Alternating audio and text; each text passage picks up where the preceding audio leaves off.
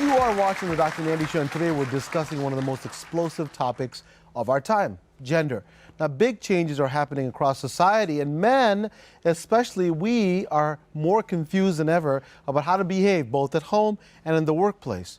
Now, who's to blame? Surprisingly, my first guest suggests it's actually women behaving badly. Please welcome founder of Rewilding for Women, Sabrina Lynn. So thank you for joining us.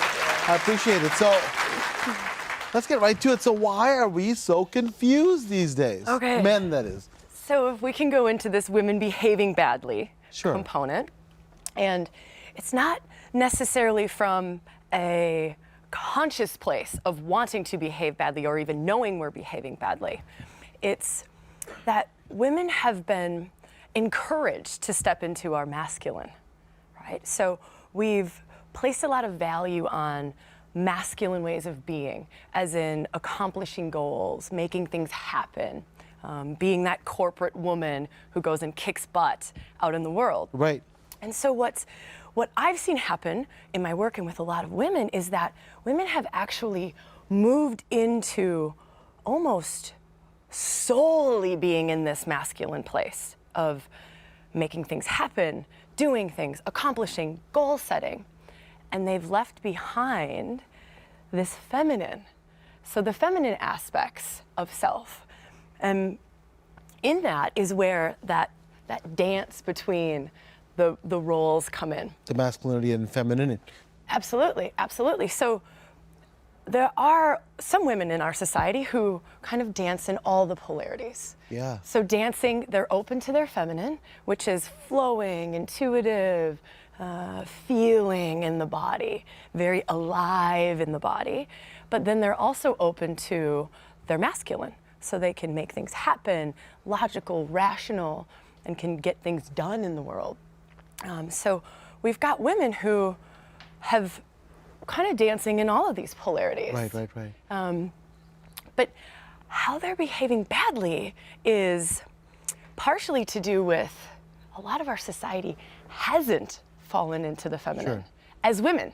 Right, As women right. haven't opened to the feminine because they've been asked or encouraged to step into their masculine. And often also, don't you think that women who step into their feminine roles are considered weak or not modern? You know, and that they're, you know, that you how can you do that? And so it's almost a negative, which reinforces that behavior. It's the devaluation of the feminine side. So when I hear a woman say, I'm just a stay-at-home mom. The just kills you, doesn't it? Oh, it breaks my heart.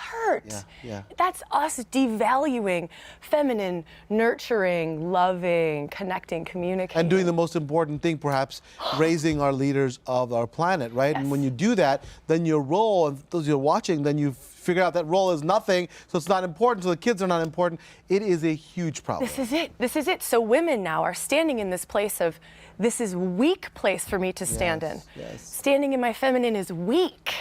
And so from this place of it feeling weak, we start to behave badly towards our men. Correct. And we start to ask for things from our men that we're not even deep down craving as women. But we think we should be asking, or talking about as women's perspective, because that's what society apparently is talking to us with. And then the men, we don't know what the heck's going on half the time. We barely know how we feel, let alone the person next to you. Because are they more aggressive? Are they less aggressive? They want me to take charge, not take charge. And so then you have a complete plethora of a mess. Because I'm asking you to be masculine, but I'm craving the feminine. I'm asking you to be feminine, right? Which is emotional, right? But I'm craving you to be masculine. Correct. I'm craving you to stand in that place. It's a very confusing time for both women and for men, with a lot of mixed signals. What's some of the things that you can tell our audience who, I mean, clearly we are a nation and a world that's struggling with this. What are some things we can do to change that? Yeah. Part of it is feeling into both of these polarities and starting to understand what is the masculine, what does that feel like, how does that feel in my body, how is that useful in the world, and then feeling into what is the feminine? How does that feel in my body? And how is that useful in the world?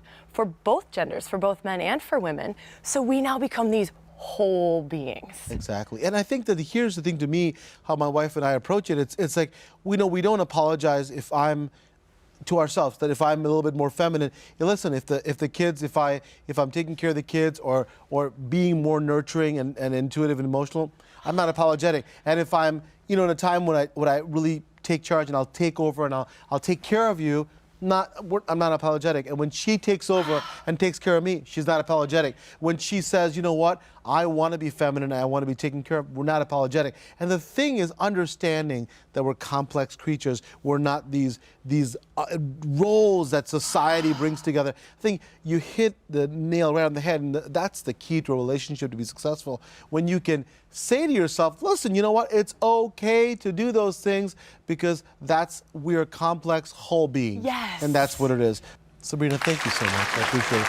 Amazing stuff. What a provocative start to the show. When we come back, he was a real-life action hero, a Captain America of sorts, but his lack of what he calls emotional intelligence cost him his marriage and a whole lot more. The remarkable life coach, Brian Reeves, is with us next. Please stay with us.